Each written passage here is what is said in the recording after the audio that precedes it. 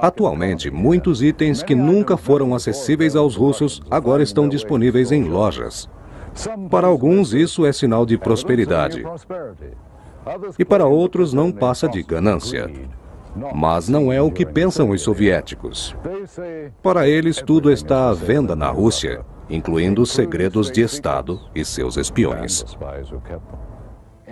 Tenho certeza que isso aconteceu. Me lembro que entre 1991 e 1992 houve muitos comentários sobre os arquivos da KGB. É bem possível que alguns desses arquivos, de alguma forma, tenham sido vendidos para grandes líderes. O que sabemos sobre a Rússia? Um dia, foi República da União Soviética. Rompida em 1992, a antiga União Soviética era o maior país do mundo, estendendo-se do leste europeu até a Ásia. A antiga União Soviética tinha controle direto sobre o leste europeu, como a Romênia, Bulgária, Hungria, Tchecoslováquia, Polônia e o leste alemão. Por anos, esses países estiveram sob a hegemonia da cortina de ferro. Durante décadas, o poder militar influenciou o mundo inteiro. O evento singular mais importante que ocorreu na Rússia foi a Revolução de 1917. Os bolcheviques mudaram o país de uma monarquia absoluta para um Estado comunista. No final dos anos 20, Joseph Stalin modelou o regime soviético, iniciando uma grande campanha de terror político contra seus inimigos. Na Segunda Guerra Mundial, a antiga União Soviética lutou contra o Ocidente, e nos anos seguintes o mundo viveu um período de tensão que ficou conhecido como Guerra Fria. Esse novo período intensificou-se em agosto de 1949, quando a União Soviética explodiu sua primeira bomba atômica. As forças do Ocidente contra a União Soviética, incluindo os Estados Unidos, tornaram-se a maior ameaça do mundo. Em 1957, após competir com o Ocidente, a Rússia, liderada por Nikita Khrushchev, saiu vitoriosa. Surge então a Era Espacial. Depois da primeira missão no espaço, os soviéticos demonstraram um grande interesse sobre a existência de vida extraterrestre em nossa galáxia. Apesar da vitória na corrida espacial, o país estava passando por muitas dificuldades e os soviéticos precisavam de melhores condições de vida. Nos anos 80, as ordens do presidente Mikhail Gorbachev fizeram com que a Glasnost e a Perestroika representassem um período de reforma humanista. A maior transformação na história da Rússia aconteceu em 1991. Após 17 anos do fim da Guerra Soviética, a antiga União Soviética foi dissolvida, dando maior liberdade às pessoas. Poucos cidadãos desejavam o retorno do comunismo. Muitos temiam que o novo governo russo se apossasse de seus bens. Mas, com as mudanças, outros problemas surgiram. Em uma pesquisa, foi perguntado aos cidadãos sobre quem controla a Rússia nos dias de hoje.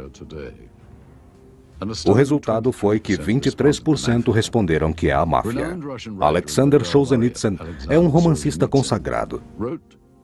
Ele diz que o caos econômico da Rússia é o resultado das reformas criminais que criaram uma nova classe, a máfia capitalista. A máfia mundial é um sistema criminoso também organizado na Rússia, envolvendo oficiais do governo, homens de negócios e organizações controladas por grupos criminosos. Resistir a atentados de extorsão resultou em violência, sequestro, assassinatos, ataques a membros de família, perseguições por oficiais corruptos do governo. Está tudo documentado. No começo da Rússia independente, muitos banqueiros foram assassinados e sequestrados pela máfia. O crime organizado estava tomando conta do sistema financeiro do país. Eliminando muita gente de forma bruta, a máfia russa ocupava uma posição muito poderosa. O que o futuro guarda para a República Russa é incerto. A única certeza é que na próxima eleição da Rússia, no ano 2000, quem tiver dinheiro e muitos negócios, sem sombra de dúvida será bem representado pelo crime organizado, a mafiocracia. É como tem sido denominado o sistema de governo do novo milênio.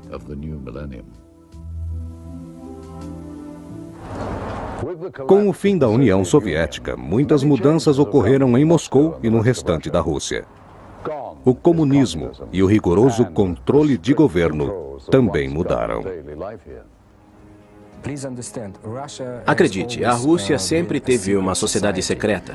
Só recentemente foi descoberto que a polícia especial guardava registros sobre fenômenos ufológicos. Alguns deles foram liberados recentemente. Desses registros, nem todos foram exibidos. Há muitas perguntas sobre este filme, mas os especialistas dizem que é autêntico.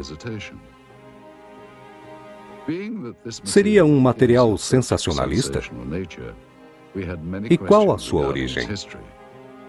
Conseguimos poucas informações no mercado negro, em especial sobre quem o fez. Materiais como este eram guardados com absoluto sigilo, sob o conhecimento de poucos agentes e um altíssimo nível de segurança. E qual o melhor lugar para escondê-los? Talvez em algum subsolo. E só eram assistidos por figuras selecionadas que sabiam de sua existência. Após o colapso do sistema soviético, houve um período de transição marcado por confusões. O resultado do velho regime aproxima-se da vulnerabilidade das mudanças extintas da União de Cromwell. Aqueles com conexões do velho regime se encontraram em ótimas posições para explorar a situação. Havia muito caos quando a União Soviética se desintegrou. Na minha opinião, era muito fácil para agentes da inteligência conseguir tais arquivos e vendê-los por aí. Fomos em busca de uma documentação que talvez prove a autenticidade do filme. Não gostaríamos que tudo fosse em vão. E descobrimos que com perseverança, dinheiro e um pouco de paciência, é possível conseguir documentos soviéticos secretos. Usando uma câmera escondida na busca de materiais proibidos, fomos a uma reunião que marcamos meses atrás. Essa transação entre um de nossos contatos em Moscou e um intérprete com um negociante local do mercado negro provou ser uma das melhores proezas realizadas com sucesso. O local dessa reunião é uma velha fábrica de tecido no distrito de Moscou. Esse oficial é o negociante. Ele disse que conhece muito bem o mercado negro. Após a apresentação, começou uma pequena conversa. O americano com o intérprete perguntaram se estava tudo bem com os documentos. Então os documentos estão aqui? Pergunte se estão com ele. Ron quer saber se você está com os documentos aqui. Yura, você me deu uma difícil tarefa. Esse tipo de documento é muito difícil de se encontrar. Eu sei disso. Estou muito grato pela sua ajuda. Fedor falou muito bem de você. É claro, eu conheço pessoas importantes. Soube onde encontrá-las, mas foi muito perigoso. O que ele disse? Estão aqui? Espere. Isso é valioso. Eis o porquê de nós não entendi.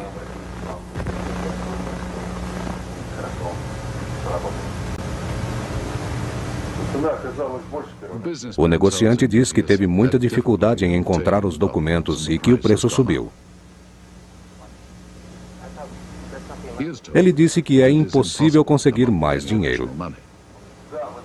Sim, 10 mil é uma boa quantia, mas precisa entender que não foi fácil conseguir esses documentos. Mas só temos os 10 mil. Pensei que tivéssemos negociado 10 mil. Então eu não sei. Pensei que tínhamos combinado 10 mil. Esse foi o valor inicial que discutimos. Sim, está certo, nós combinamos, mas foi extremamente difícil obter esses documentos. Você precisa entender. Eu entendo completamente, mas aqui estão os 10 mil. Não podemos conseguir mais que isso.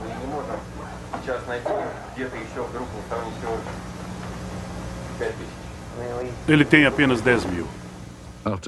Após a concentração, o negócio vai ser fechado com o preço inicial. Está bem, nos dê o dinheiro. Os documentos finalmente chegam às mãos do intérprete, que os examina.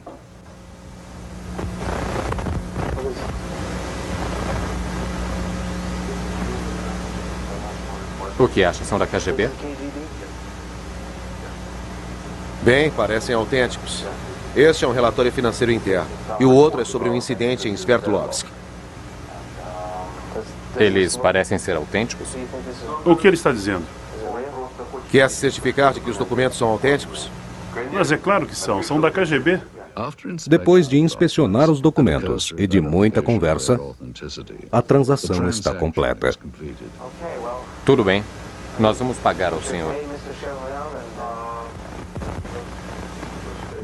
O dinheiro troca de mãos, e o que outrora fora propriedade do Estado, agora se tornou mais uma evidência para ufólogos e pesquisadores.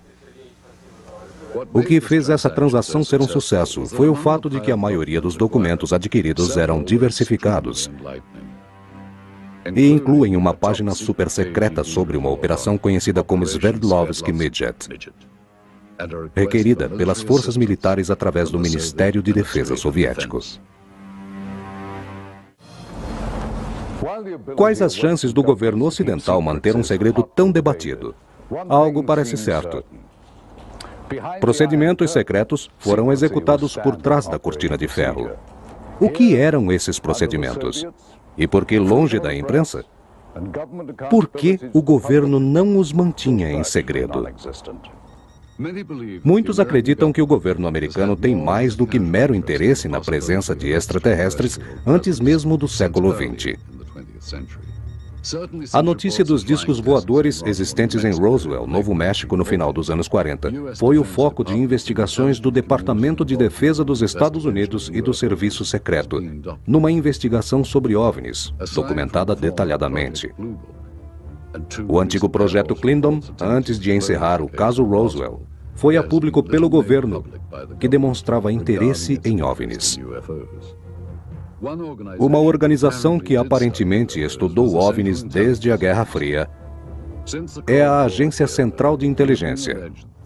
A CIA teve todo o cuidado com a aquisição de qualquer informação soviética que estivesse ligada à tecnologia e contatos alienígenas.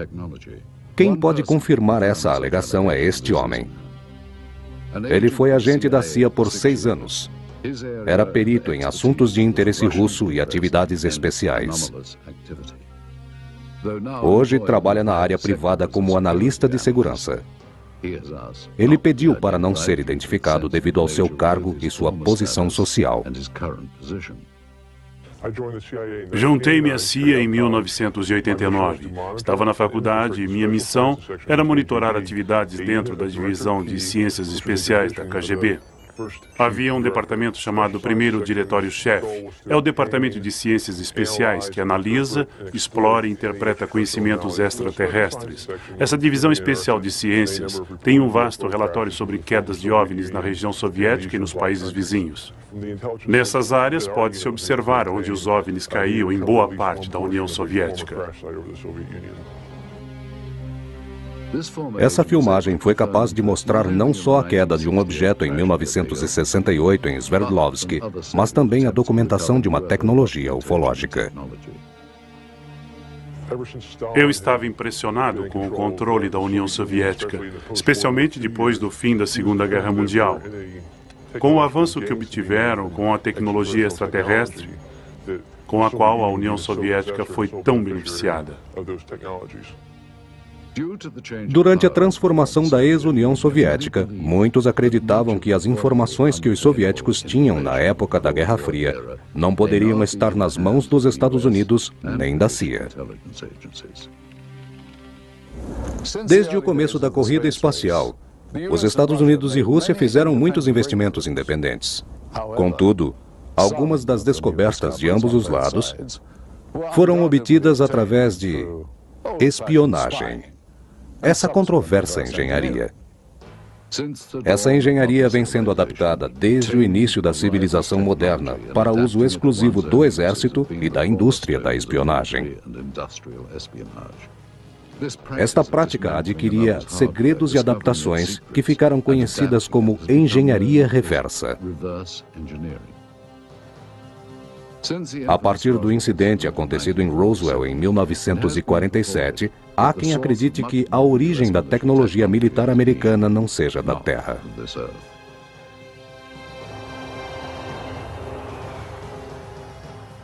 Essa tecnologia dos destroços encontrados em Roswell foi totalmente copiada. É incrível quando você olha para o contorno dessas máquinas, como a tecnologia e os desenhos copiados são de aeronaves em forma de discos. Nós acreditamos seriamente que ela seja o designer de Roswell, o santo grau da era espacial de design tecnológico. De acordo com testemunhas, esta amostra de material foi colhida de uma nave durante a reforma econômica da ex-União Soviética, que possui uma tecnologia muito superior a qualquer outra. Temos informações de que por volta dos anos 40, os alemães também desenvolviam essa tecnologia.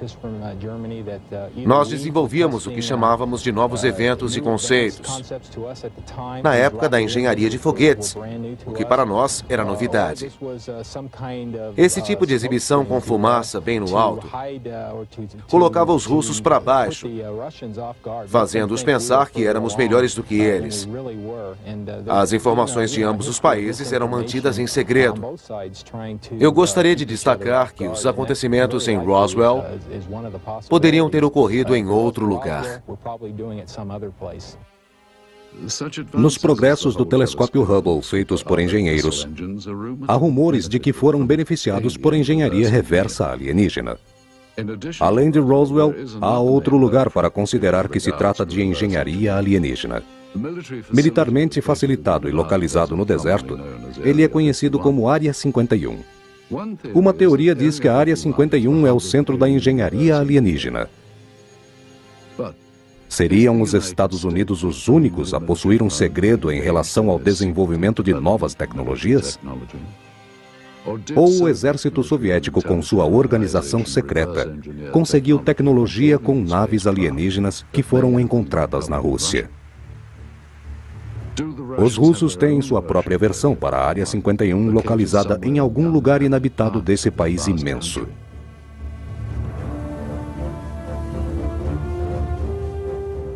Será que a KGB, além de tudo, mantinha uma forma de comunismo interno, além de manipular a tecnologia avançada alienígena em toda a área soviética? Mais tarde, com todos os documentos sobre OVNIs que foram encontrados na ex-União Soviética, nenhum deles foi reconhecido publicamente pela KGB. A engenharia reversa tornou-se uma prática comum ao redor do mundo, no exército e nas indústrias. Porém, há ou não uma forma de se obter tecnologias alienígenas? Se de fato os russos conseguiram um veículo alienígena como alegam essas imagens, seriam capazes de se beneficiar com essa tecnologia? Convidamos alguns ufologistas para assistirem a esse filme e nos darem suas opiniões. Também sabemos que discos voadores tinham caído na União Soviética e que alguém monitorou isso, possivelmente um radar, um satélite, pois eles já tinham satélites naquela época, ou um relato de moradores da região. O fato era que havia tropas lá e um cameraman. Provavelmente aquilo fosse um disco voador. Mas tínhamos que tomar cuidado com nossas conclusões antecipadas. Acredito que esse filme seja válido como uma investigação. As imagens são autênticas. Existem vários especialistas usando uniformes que estão adequados para a época. Só precisamos saber se este filme foi produzido na União Soviética.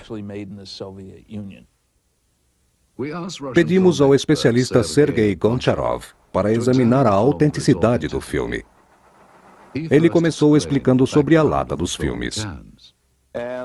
Esse é o nome da fábrica e do local da fabricação do filme e a cidade em que foi feito.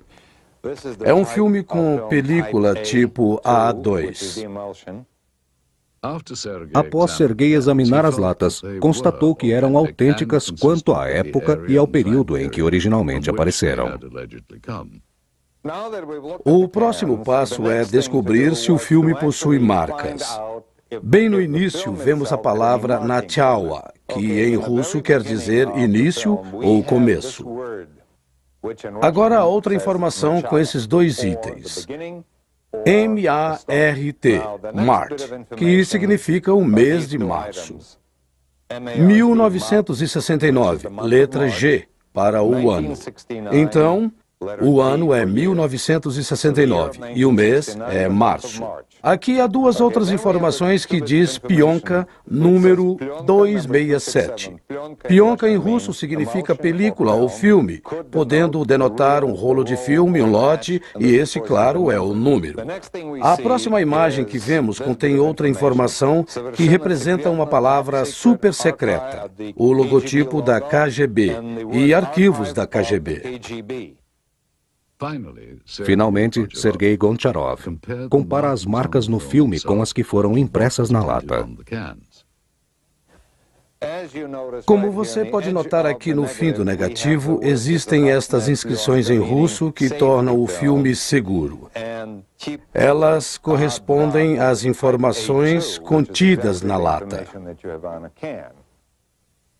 Mostramos a fita ao pesquisador russo Paul Stonehill. As cores do filme, o uniforme dos soldados, são autênticos. Seria muito difícil fazer um filme que transmitisse a sensação de ter sido feito nos anos 60. Assisti a muitos filmes dos anos 60 e este aqui tem quase a mesma qualidade. Não é um filme da década de 80 ou 90. O oficial da KGB que está procurando alguma coisa não parece fingir. Eu acredito que isso não foi feito de propósito para enganar as pessoas. Pesquisador e ufologista Antônio Huneus também nos deu sua opinião. O que eu diria é que, visualmente, é bem impressionante. A primeira coisa que me chamou a atenção foi a qualidade. São imagens bem nítidas. Também poderia ser uma fraude. Era só contratar alguns atores. É claro que poderia ser até mesmo um tipo de informação que a KGB tornou pública sobre ufologia. Com qual propósito? Eu não saberia dizer. Pode ter sido um filme de treinamento ou alguma coisa parecida. É claro que se essa informação, de alguma forma, chegou à América, nós nunca, em nenhum momento, sequer ouvimos falar sobre ela. É muito intrigante. Finalmente, enquanto o Sr. Huneus investigava a fundo o filme, ficou impressionado com ele.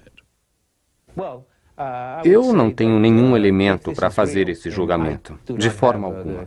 Eu diria que, se o filme for real, esta é a melhor filmagem sobre a queda de um OVNI ou uma nave alienígena feita até hoje. Para apreciarmos as diferenças, respeitando as ciências não convencionais que estudam OVNIs, é importante entendermos a diferença cultural entre a Rússia e o Ocidente. Por séculos, a cultura russa limitava sua religião em misticismo e superstição. Nos tempos dos czares, não era incomum ter líderes místicos não oficiais. O mais famoso deles foi o padre e místico Grigori Rasputin, durante o reinado do czar Nicolas. Mesmo com a expressão religiosa suprimida, a partir daí, em muitos lugares da Rússia, mais uma vez, a confusão se tornou parte da vida diária. Os russos sempre tiveram uma mente aberta a assuntos paranormais, tais como ciências não convencionais, estudos de OVNIs. Durante a época soviética, quem acreditava em OVNIs era alvo de críticas até por oficiais soviéticos. O autor russo Yuri Alexander Fomin declara que passou por essas experiências. Fui convidado para uma reunião e me pediram para dar uma palestra sobre OVNIs aos empregados do Instituto de Pesquisa Científica Sobrenatural. Concordei, e depois da palestra, o coordenador-chefe da reunião sugeriu que todos os presentes ficassem em pé e submetessem minhas explicações a críticas. Mas isso não aconteceu. Todas as pessoas que assistiram minha palestra disseram: "Isto é bem interessante, merece mais atenção e deve ser investigado." E então, o comitê da reunião disse: "Você está aqui para expressar seu consentimento com as reações oficiais nessa palestra. E, ao invés disso, está tentando fazer disso um fato verdadeiro."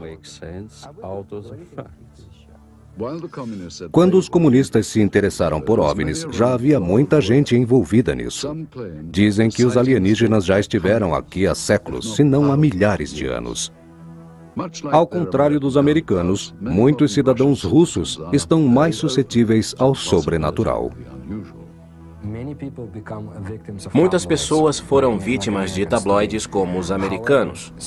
Contudo, muitas informações foram coletadas e as pessoas leram em revistas secretas e ouviram boatos. Elas acreditam em explicações sobre extraterrestres. Entretanto, ao longo da história dos OVNIs, os russos são mais cínicos que os americanos na sua aproximação com a verdade. Simplesmente porque tudo é uma mentira. Tanto os americanos como os russos acreditam que foram enganados pelo governo sobre muitas coisas, incluindo pesquisas sobre extraterrestres. Quando os russos pesquisaram sobre o oficial aposentado da Marinha Soviética Vladimir Azhazra, os relatórios oficiais sobre OVNIs pedidos pelo governo soviético não foram entregues por falta de cooperação.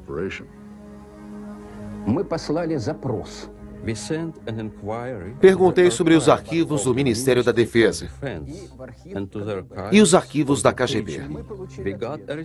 A resposta foi que nem os arquivos da KGB, nem os do Ministério da Defesa consideravam tais incidentes. Se o governo esconde alguma coisa dos cidadãos russos e americanos, não é sem razão. Os russos conviveram mais de 17 anos com grupos comunistas. Para os americanos, houve um grande estudo que durou mais de 40 anos.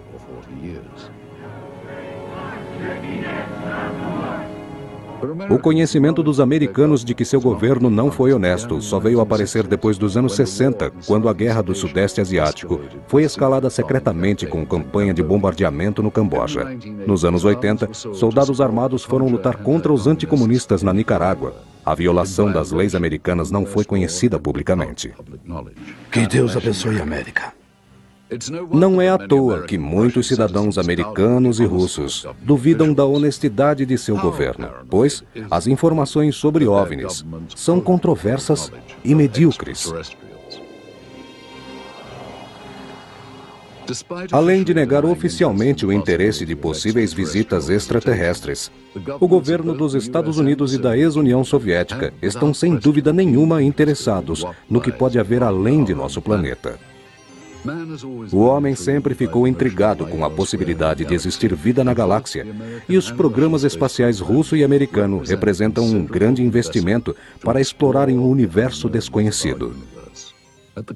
Perto do fim da Segunda Guerra Mundial, os Estados Unidos, com seu poder em ascensão, resolveram mudar de lado e derrotar seu novo rival, a União Soviética. Quando os russos detonaram sua única bomba atômica, os Estados Unidos perceberam que tinham um inimigo poderoso e bem armado. Durante a gestão de Truman, muitos funcionários do governo se tornaram praticantes do comunismo, eventualmente liderados por comunistas soviéticos que espionavam os comitês de ativistas americanos. Winston Churchill declarou que a paz na Europa estaria atrás da cortina de ferro e que estava começando um novo conflito entre o Oriente e o Ocidente, a Guerra Fria. Com medo da dominação dos Estados Unidos, o crescimento comunista tomou forma de estranhas invasões de outros planetas. As invasões soviéticas por seres de outros planetas eram o medo que os soviéticos tinham de serem invadidos pelos Estados Unidos. A quantos quilômetros de distância estariam seguros de um ataque? Os americanos fizeram muitos filmes de ficção científica onde o homem lutava contra essa terrível ameaça. Os jatos começaram a sobrevoar uma grande área. A próxima fronteira a ser conquistada eram as estrelas. Isso tornou-se uma competição mundial entre soviéticos e americanos e entre quem os dominasse primeiro. Era o início da corrida espacial. Para cumprir as exigências dessa tecnologia, a NASA, a Aeronáutica Nacional e a Administração Espacial, foi fundada em 1958. A corrida espacial quase terminou com a derrota dos Estados Unidos com a nave russa Sputnik. Os Estados Unidos se surpreenderam com a União Soviética indo tão longe nessa corrida e não tardaram para irem atrás. Quando o cosmonauta Yuri Gagarin deu sua histórica volta ao redor da Terra em 1961, sendo o primeiro homem a ir ao espaço. Os Estados Unidos perceberam que só venceriam os soviéticos se mandassem um homem à Lua. E esse sonho foi realizado por um campeão apaixonado. Foi o presidente John Kennedy que prometeu colocar um homem na Lua até o fim da década, levando a corrida espacial para uma outra dimensão. Foi Neil Armstrong, historicamente o primeiro homem a pisar na Lua em 29 de julho de 1969, realizando o grande sonho americano. Nos anos seguintes, os foguetes de combate da NASA se tornaram os mais modernos do mundo, mesmo antes da confusão do comunismo. Uma nova unidade foi desenvolvida em conjunto com a Rússia e com os Estados Unidos. Esse caminho fez surgir uma nova cooperação que acabou culminando na união das tripulações russas e americanas numa estação espacial. A maioria dos astronautas, como o Dr. Michael Ford, fizeram um ótimo trabalho em equipe com os russos no espaço. Agora, os demônios da Guerra Fria estavam em silêncio. Mas o primeiro ser humano a ir ao espaço era soviético. Seriam os russos os primeiros a descobrirem que não estávamos sozinhos? Este filme, que parece ter sido feito com patologistas, que dessecam algo que não parece ser de forma humana, exige uma análise mais minuciosa. Mais uma vez pedimos ajuda a Stanton. Eu não sei o que era aquilo. Eu diria que se houvesse uma investigação mais profunda, eu poderia levantar uma hipótese, um diagnóstico mais detalhado. Perguntamos ao especialista Sergei Goncharov se ele acredita que as características desse filme são compatíveis com o período em que possivelmente foi filmado. As informações que consistem nas latas, junto com os negativos e com outros dados da corporação, são informações compatíveis. Sergei explica o significado desse flash em conjunto. Percebemos uma importante característica do filme. O flash que vemos aqui é, na verdade, um pedaço do filme que aparece quando o botão da câmera é acionado para revelar. E, novamente, é desativado e religado. De acordo com a inércia, a câmera vai de vez em quando disparar um flash ou uma luz. Ou, se você focar a câmera longe de uma pessoa, verá algo bem diferente. Estes flashes aparecem entre um take e outro. E às vezes mostram coisas ou pessoas que não fazem parte da cena. Aparecem pessoas que não têm nada a ver com as informações da cena anterior. Aqui aparece o indivíduo de uniforme entre as pessoas que estão fazendo autópsia. É alguém usando o uniforme civil. Eles não estavam lá antes. Esse é um flash que não significa que o procedimento tenha sido fotografado. O Sr. Goncharov concluiu que o filme é daquele período que pertencia ao governo soviético e à KGB. Mas há uma grande discrepância que ainda precisa ser estudada.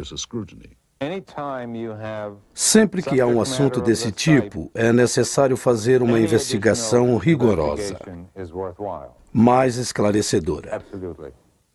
Stanton Friedman ficou bem intrigado com as técnicas usadas no filme. Eu não sei o que esses peritos faziam com aparelhos cirúrgicos no centro médico, mas trata-se de uma autópsia. Basta olhar para o rosto deles. Eles estavam olhando para duas direções diferentes, percebemos isso facilmente, agiam com naturalidade e não temiam nenhuma contaminação, como se nada fosse tóxico.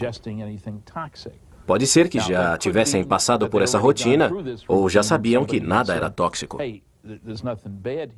Levamos o filme para a excelente doutora Annette Ryan, formada pelo Instituto de Patologia do Exército. A primeira coisa que notei foi o tipo de uniforme usado pelos médicos. Eles estavam usando jalecos brancos. Seria mais comum se estivessem vestindo aventais brancos. E é claro, além da filmagem não estar nítida, esses médicos aparentam ser muito jovens. Mas era comum a atuação de jovens cientistas russos nesse tipo de exame. Além disso, os médicos veteranos não se envolviam nesse tipo de procedimento. Notei que eles usavam luvas, mas não usavam nenhuma outra proteção. Não usavam óculos, máscaras, não usavam toucas, nenhuma roupa adequada para isso. O que indica que não temiam uma possível contaminação. Mas isso é típico da medicina russo-soviética, pois achavam que o uso de proteção para essa ocasião era desnecessária, o que seria impossível de acontecer nos Estados Unidos. Seria um absurdo. Depois, a doutora Ryan nos explicou alguns procedimentos médicos específicos. Eles usavam a ferramenta certa para abrirem o peitoral. O uso dessas ferramentas era um procedimento normal para a época. O modo como estavam segurando e usando os instrumentos está correto. Isso indica que essas pessoas sabiam o que estavam fazendo. Eu diria com absoluta certeza que realmente são médicos russos. Se olharmos atentamente, esse procedimento é repetido várias vezes nessa filmagem. O que eles estão removendo é um pedaço do material. Um dos médicos retira um órgão e um pedaço de tecido do espécime e os coloca num tipo de pote para análise posterior. Isso é exatamente o que se faria caso fosse uma pesquisa científica. Por exemplo, se um extraterrestre fosse encontrado, esses seriam os procedimentos adequados para exames químicos e microscópicos.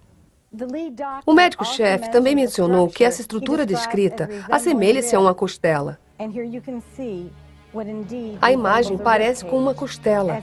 Lembra um torso de algum animal ou uma estrutura humana. Finalmente, a doutora Ryan foi incapaz de identificar o espécime. Ela acredita que as técnicas usadas condiziam com as práticas na União Soviética durante o final dos anos 60. Temos poucas informações sobre o espécime aqui, a não ser as descrições dos patologistas e um código usado pela KGB. Como que se parecia este espécime? Usando apenas as imagens colhidas deste filme, processo de escaneamento, um programa moderno 3D de computador, um pouco de imaginação e de especulação, os técnicos recriaram o que muita gente acredita que seja um ser extraterrestre.